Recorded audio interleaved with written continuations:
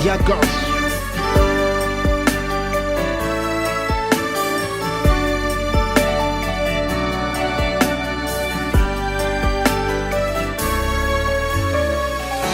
Niaranijaly atsika roa, nanomboka pisipa.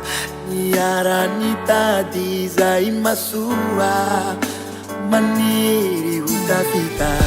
Namany manidy tsy natao akivy, manatena ahitany tsara.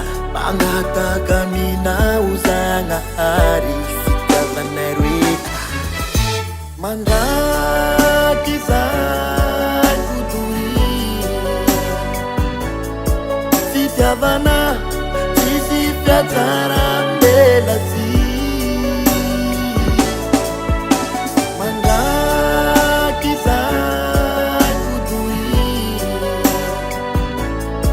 Fitiavana tsisy fiatsaram-belatsy.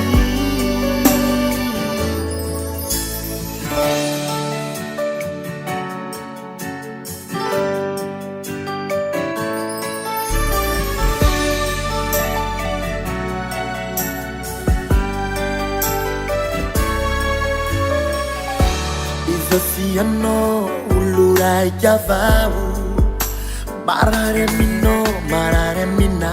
Anao no fidy ho tanatiny maro, volamenako anao. Fitiavana mamy tsisy fiafarany, anao ireriany. Nona babony foko eto antany, anao foana mandraky izay totoy. Fitiavana tsisy fiatsaram-belatsy,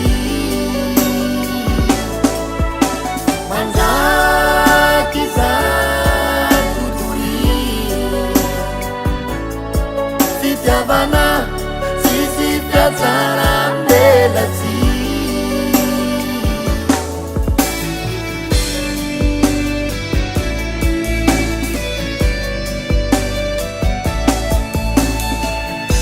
Anovako voaty, ataoko mariazy. Atsika roe tsy misy fiafara,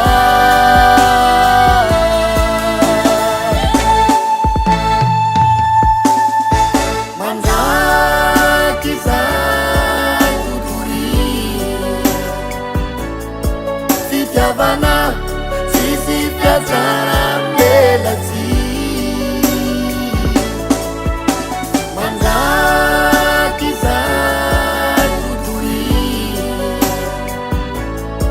Fitiavana tsisy fiatsaram-belatsy,